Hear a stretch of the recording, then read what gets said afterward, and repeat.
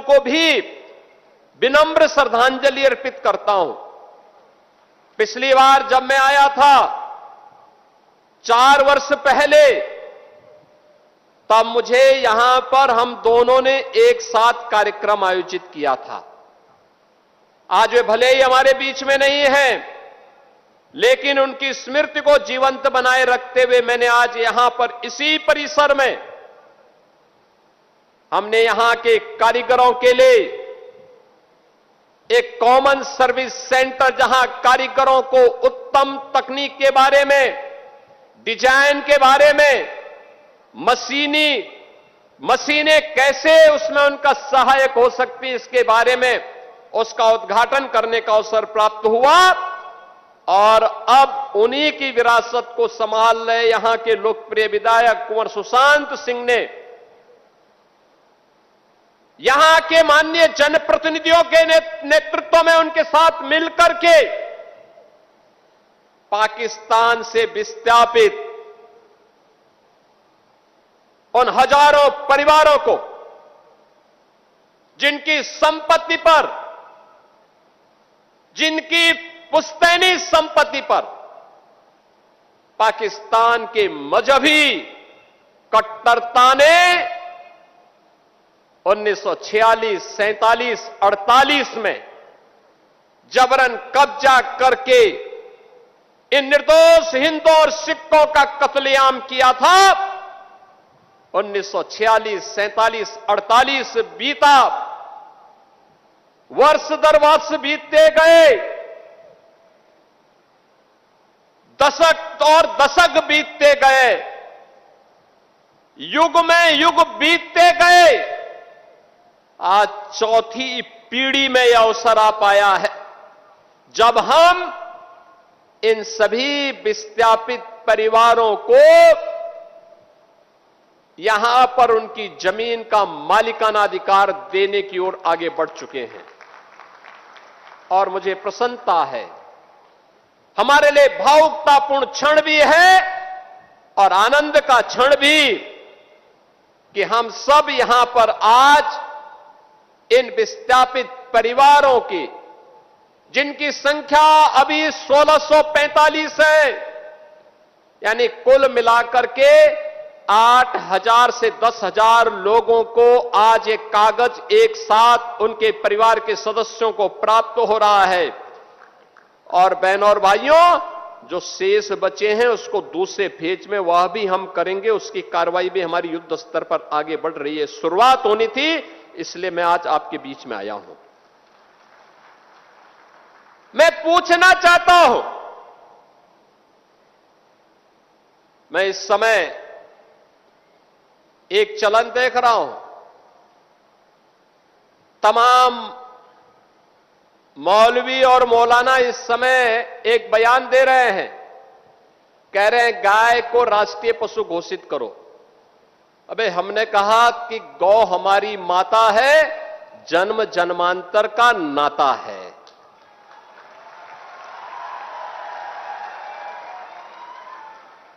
क्या मां और पुत्र के बीच में कुछ घोषित करने की आवश्यकता पड़ती है क्या? क्या किसी पुत्र को बताने की आवश्यकता पड़ती है कि तुम्हारी मां है, इसका सम्मान करो? ये हमारे संस्कार हैं। हमने अपनी मां के बारे में जो सम्मान का भाव रखते हैं वह भी, और हमने गाय को माता माना है, तो गाय तो हमारे लिए माता है, वह पशु नहीं। पशु तुम्हारी बुद्धि है, जो तुम हमारी गौ माता को पशु बोलते हो। तुम्हारी सोच पशुवत है, जो तुम गौ माता को पशु बोल रहे हो। और तुम्हारा ये दोगलापन है कि जो एक और गौकसी को प्रश्रय देते हो। मैं देख रहा था बखरीद में, तमाम उनके चेले चपाटे अपने सोशल मीडिया हैंडल पर बकर ईद पर गौ माता का चित्र दिखा करके कह रहे थे कि बकर ईद की बधाई दे रहे थे। लेकिन मैं उनको बोलना चाहता हूं, यूपी में गौ हत्या का मतलब जान रहे हो ना क्या होगा? वो जान रहे हो? तो अगर जान रहे हो तो फिर अपने चेले चपाटों को समझा लो, नहीं तो कई कई पीढ़ियां याद करेंगी गौ माता के साथ किसी भी प्रकार की कोई हिमाकत की। तो मैं पूछना चाहता हूं, ये वही लोग हैं जो हमारी गौ माता को कह रहे हैं कि राष्ट्रीय पशु नहीं। अरे गौ माता तो स्वघोषित राष्ट्र माता है, उसको किसी को राष्ट्र माता घोषित करने की आवश्यकता नहीं। वैसे ही जैसे हमारी माता के बारे में किसी को परिचय देने की आवश्यकता नहीं पड़ती, जैसे गंगा माता के बारे में किसी को परिचय देने की आवश्यकता नहीं।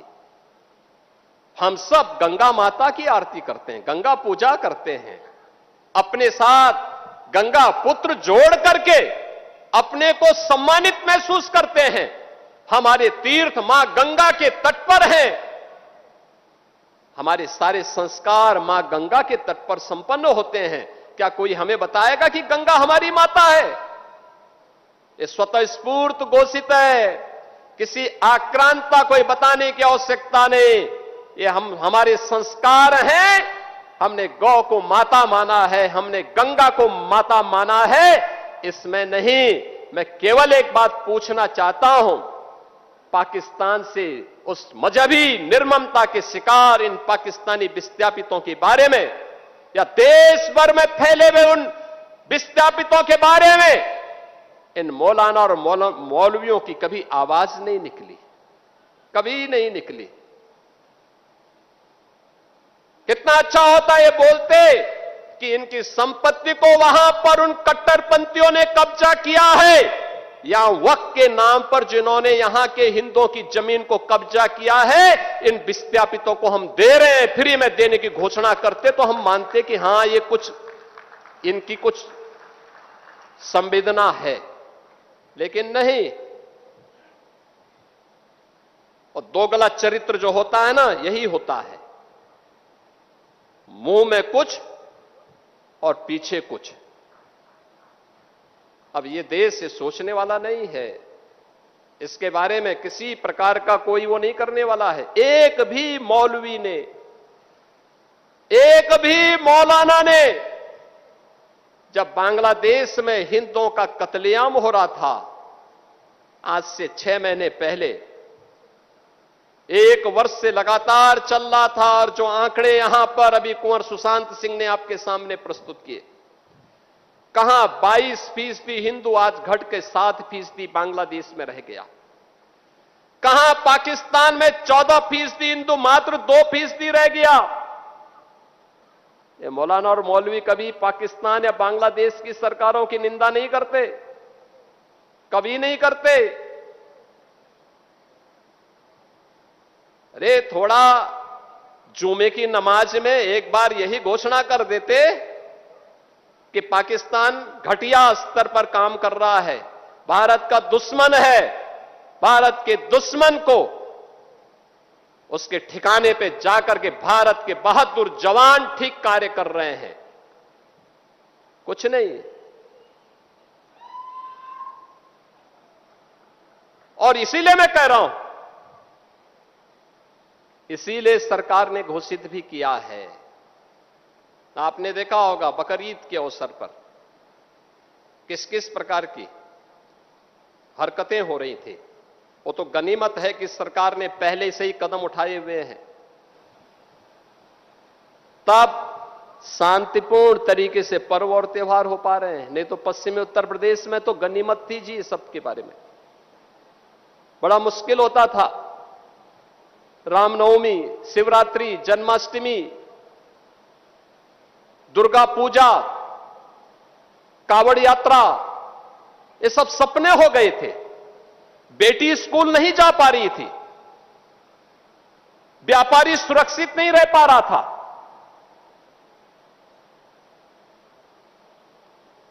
और दोस्ती, कैसी दोस्ती?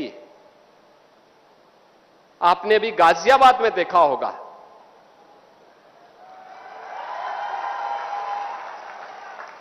दोस्ती की आड़ में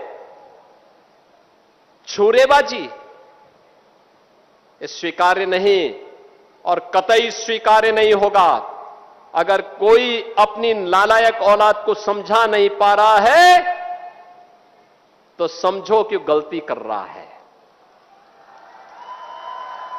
गलती कर रहा है। याद रखना, हमारी संवेदना सामान्य नागरिकों के प्रति है। प्रधानमंत्री मोदी जी के नेतृत्व में पिछले 12 वर्ष में बिना भेदभाव के शासन की योजना का लाभ हर तबके को प्राप्त हुआ है। न जाति देखी गई, न क्षेत्र देखा गया, न भाषा देखी गई, न मत देखा गया, न मजहब देखा गया। सबका साथ और सबका विकास, योजनाओं का लाभ, विकास की योजनाएं बिना भेदभाव के, बिजली बिना भेदभाव के, कर्ज बिना भेदभाव के, बिना भेदभाव के शासन की योजना का लाभ। लेकिन देश भी तो अपेक्षा करता है कि संवेदना दिखाई दे, लेकिन वो संवेदना गायब वहां पे। और बहनों और भाइयों, इसीलिए मैं भी आपसे कहने के लिए आया हूं, यही कहने के लिए मैं भी आया हूं आज। हम सबको इस बात को ध्यान में रखना होगा, हम सबको इस बात को ध्यान में रखना होगा कि अहिंसा और करुणा ये मानवता के भूषण हैं, किंतु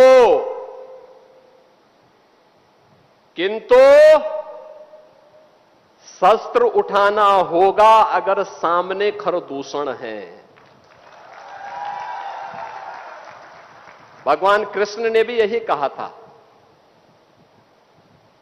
परित्राणाय साधूनाम विनाशाय च दुष्कृताम। सज्जनों के लिए ही हम सज्जन बने, दुर्जनों के लिए नहीं। भगवान राम ने भी वही किया था, निस्सरहीन करो मही भुज उठाए प्रणकीन। एक ही लक्ष्य था, इस धरती को राक्षस विहीन कर देंगे, क्योंकि ये ऋषि मुनियों को, सामान्य नागरिकों को, गरीबों को, बहन और बेटियों की इज्जत के साथ खिलवाड़ कर रहे हैं। इनसे लड़ना होगा, इनसे निपटना होगा। देश के खिलाफ द्रोह करने वाले लोगों के प्रति उतनी कठोरता के साथ, उतनी निर्ममता के साथ लड़ने के लिए तैयार होना होगा। और आज का ये समारोह जो यहां पर हो रहा है, बहनों और भाइयों, उसी का हिस्सा है। एक संदेश देने का कार्यक्रम है। ये 1645 परिवार, जिसके माध्यम से लगभग 8 से 10 हजार की आबादी लाभान्वित होने जा रही है। इसमें पाकिस्तान से विस्थापित हुए लोग हैं, जिन्हें आजादी के बाद और आजादी के पहले पाकिस्तान से जबरन निकाल दिया गया, उनकी संपत्ति को कब्जा कर दिया गया। पूर्व सैनिक हैं, जिन्हें यहां पे सरकार ने लैंड आवंटित की थी, लेकिन उस लैंड आवंटन के फलस्वरूप उन्हें कभी यहां पर जो लीज डीड हुई थी, वह उनका मालिकाना अधिकार का हिस्सा नहीं बन पाया। आप सोचो ना, कितना पुराना, 75 साल, 80 साल बीत गए। 25 साल की एक पीढ़ी होती है, 3-3 पीढ़ी चली गई, कोई प्रोत्साहन नहीं। क्या कर रहे थे कांग्रेस के लोग, क्या कर रहे थे सपा के लोग, क्या कर रहे थे अन्य लोग? किसी के मुंह पे, सबके मुंह पे लगाम था।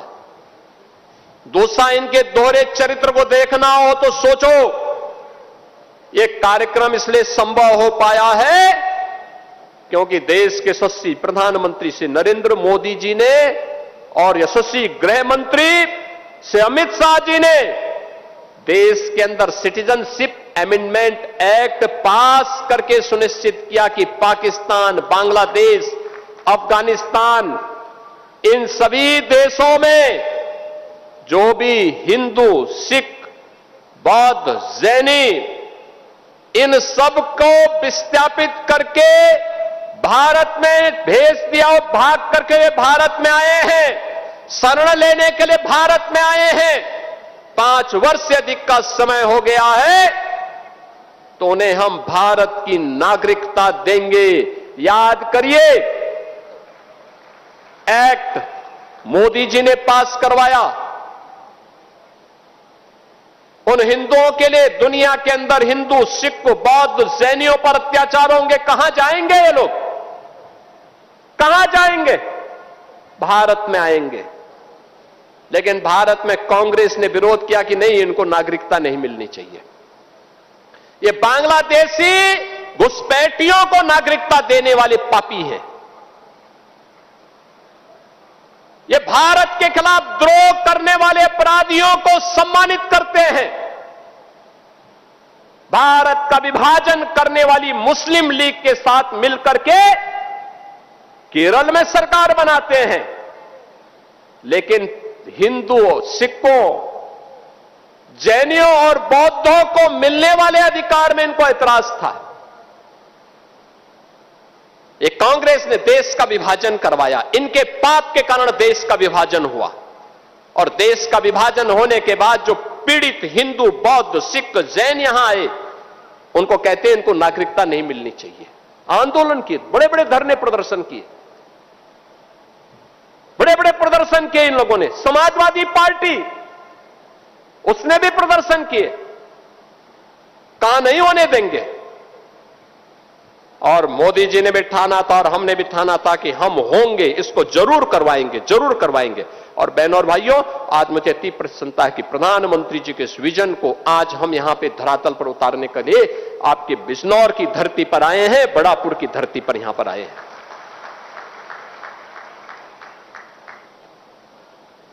इन लोगों का मुंह तब बंद था जब पाकिस्तान और बांग्लादेश में हिंदुओं पर, सिखों पर, जैनियों पर, बौद्धों पर अत्याचार हो रहे थे, तब ये कुछ नहीं बोल रहे थे, कुछ नहीं बोल रहे थे, इनका मुंह बंद था। लेकिन जब इन पीड़ित लोगों के बारे में मोदी जी ने कानून बनाया, तो इन्होंने उस कानून का विरोध किया। उस कानून में कहीं नहीं लिखा था कि किसी मुसलमान की संपत्ति को हम कब्जा करेंगे, लेकिन मुसलमान विरोध कर रहा है। यानी जो हमारे हिंदुओं का विरोध कर रहा हो, हमारे सिखों का विरोध कर रहा हो, हमारे बौद्धों का कर रहा हो, वो कहता गौ को राष्ट्रीय पशु घोषित करो। अबे गाय पशु नहीं, गौ हमारी माता है, और गौ के साथ तो हमारा जन्म जन्मांतर का नाता है। तुम क्या समझ पाओगे इसके बारे में? गौ माता के महत्व को तुम क्या समझ पाओगे? आजकल ज्ञापन देने जा रहे हैं, ज्ञापन देने।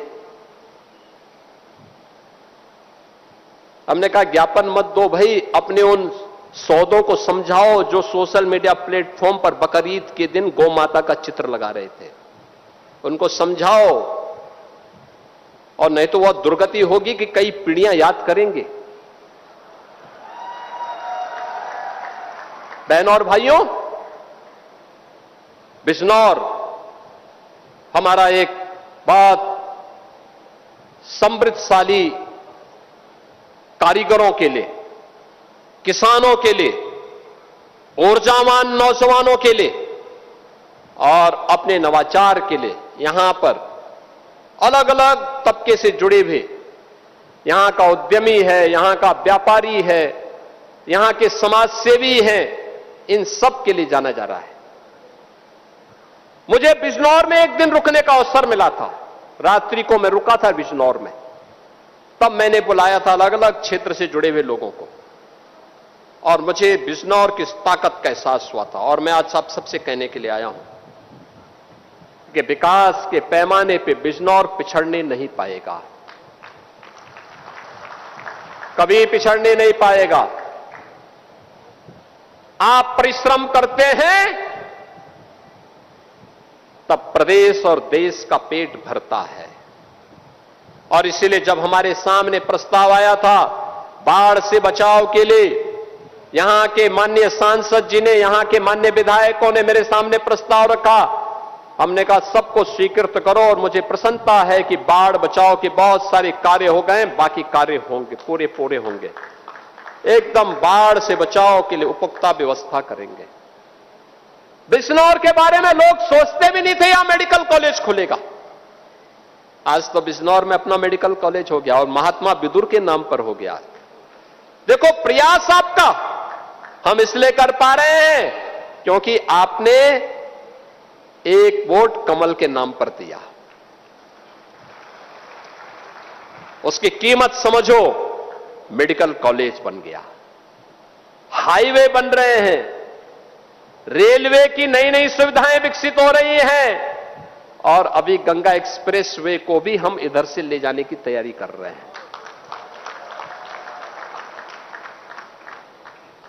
बहनों और भाइयों, ये विकास यही परिवर्तन लाएगा, यही परिवर्तन लाएगा।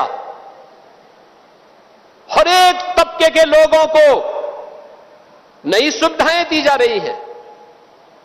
युवा के लिए नौकरी है। बिजनौर से हजारों नौजवान उत्तर प्रदेश पुलिस में भर्ती हुए। पहले भर्ती के नाम पर क्या होता था? भाई भतीजावाद देखा जाता था, चेहरा देखा जाता था, पैसा मांगा जाता था। आज यहां का हट्टा कट्टा नौजवान जो दौड़ता है, प्रैक्टिस करता है, जब पुलिस की भर्ती आती है, कोई माई का लाल नहीं जो उसको भर्ती होने से रोक सके। और ये भर्ती की प्रक्रिया में यहां का नौजवान भी भर्ती होता है।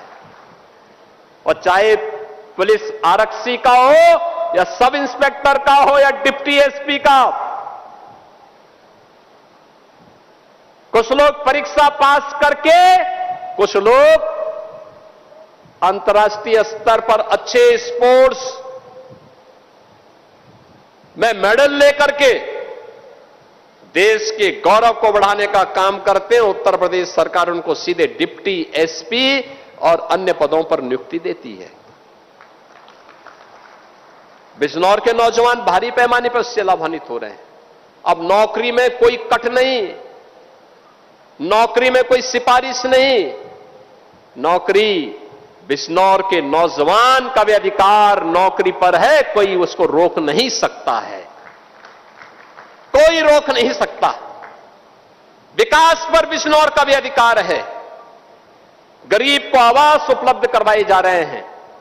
कारीगरों के सम्मान के लिए यहां पर कॉमन सर्विस सेंटर किस रूप में स्थापित किए जा रहे हैं, आप जाके देखिए क्या उन्नत कला है। कैसे हम अपने प्रोडक्ट को एक्सपोर्ट लायक बना सकते हैं, यहां पर है। आज यहां बिजनौर जिले में वो भी उपलब्ध हो रहा है। आज यहां पर प्रत्येक क्षेत्र में कुछ ना कुछ नया हो रहा है। और यहां पर अभी सुशांत सिंह मुझे बता रहे थे कि मंडी के लिए जमीन उन्होंने आरक्षित करवा दी है। तो मैंने कहा पैसा तो हमारे पास है ही, हमें जमीन मिले, हम तो पैसा देने को तैयार हैं। यानी सरकार प्रोएक्टिव होकर के आपके साथ खड़ी है, आपके साथ खड़ी है, आपको सम विषम परिस्थितियों में हर प्रकार का सहयोग करने को तैयार है। और ये मंडी बनकर के रहेगी, ऐसे ही बनकर के रहेगी जैसे 1645 लोगों को पट्टा हमें आज उपलब्ध करवा रहे हैं। बहनों और भाइयों, मैं आप सबसे यही अपील करूंगा, आपने जो भी प्रस्ताव हमारे सामने भेजे, शासन के सामने भेजे, सरकार ने सबको किया। मेरे सामने आया था प्रस्ताव, यहां के सभी माननीय जनप्रतिनिधिगण, माननीय सांसदगण, माननीय विधायकगण, किसान यूनियन के कुछ पदाधिकारी, आरएलडी के अध्यक्ष चौधरी जयंत सिंह जी, चौधरी भूपेंद्र सिंह जी हमारे प्रदेश अध्यक्ष थे, इन सभी लोगों ने मुझे प्रस्ताव दिया कि किसानों का गन्ने का दाम बढ़ना चाहिए। मैंने कहा बढ़ाएंगे। कहा हैंडसम होना चाहिए। हमने कहा इसको 400 रुपए कर देते हैं। बहनों बहनों, आज 400 रुपया गन्ना मूल्य का भुगतान कर रहे हैं। और याद करना, इसको और तेजी के साथ हम नई दिशा में आगे बढ़ाने का काम कर रहे हैं। यह वर्ष चौधरी चरण सिंह जी की, किसानों के मसीहा चौधरी चरण सिंह जी के 125वीं जयंती के कार्यक्रम का शुभारंभ का अवसर है, होने जा रहा है। इसे यादगार बनाने के लिए कार्यक्रम आयोजित करेंगे। पश्चिमी उत्तर प्रदेश से जुड़ी हुई चीनी मिलों को विस्तारीकरण का कार्यक्रम, उनके आधुनिकीकरण के कार्यक्रम को अपने हाथों में हम लेने जा रहे हैं। और यह तो शुरुआत है। अभी एक दिन बिजनौर में यहां की योजनाओं के लोकार्पण और शिलान्यास के लिए अलग से भी मैं आऊंगा। आज से शुरुआत थी ये पाकिस्तानी विस्थापितों के साथ, जो हमारे हिंदू भाई थे, सिख भाई थे, जैनी और बौद्ध भाई थे, इनके साथ जो अन्याय हुआ था, उस अन्याय का परिमार्जन करने के लिए, पाकिस्तान के मुंह पर तमाचा मारने के लिए हम लोग आए हैं कि नहीं, हम अन्याय नहीं होने देंगे। अन्याय हमारे बंधु बांधवों के साथ अगर करोगे, हम उन्हें शरण भी देंगे, और अगर भारत के अंदर दुस्साहस करोगे तो हमारी लखनऊ में ही अब हम लोग ब्रह्मोस मिसाइल बनाकर के ऐसा दागेंगे कि अस्तित्व ही समाप्त हो जाएगा। और इसलिए बहनों और भाइयों, विकास की प्रक्रिया अनवरत रूप से आगे बढ़ेगी। हमारे माननीय जनप्रतिनिधिगण जो भी प्रस्ताव बिजनौर के विकास के लिए देंगे, उसे हम आगे बढ़ाएंगे। बिजनौर के मैं सभी अन्नदाता किसानों को, यहां के कारीगरों को, यहां की युवा ऊर्जा के प्रतीक अपने युवा बंधुओं को, यहां की बहनों और बेटियों को, यहां के उद्यमियों और व्यापारियों को, सभी को आश्वस्त करता हूं, सरकार आपके साथ में खड़ी है, आपके साथ खड़ी है, हर प्रकार का सहयोग करेगी, हमेशा एक संबल बनेगी। जो मानसिकता भारत विरोधी है, जो मानसिकता विकास विरोधी है, जो मानसिकता गरीब विरोधी है, जो मानसिकता विभाजनकारी है, उस मानसिकता को हमें समाप्त करने के लिए एकजुट होकर के लड़ना पड़ेगा, तब परिणाम आएगा।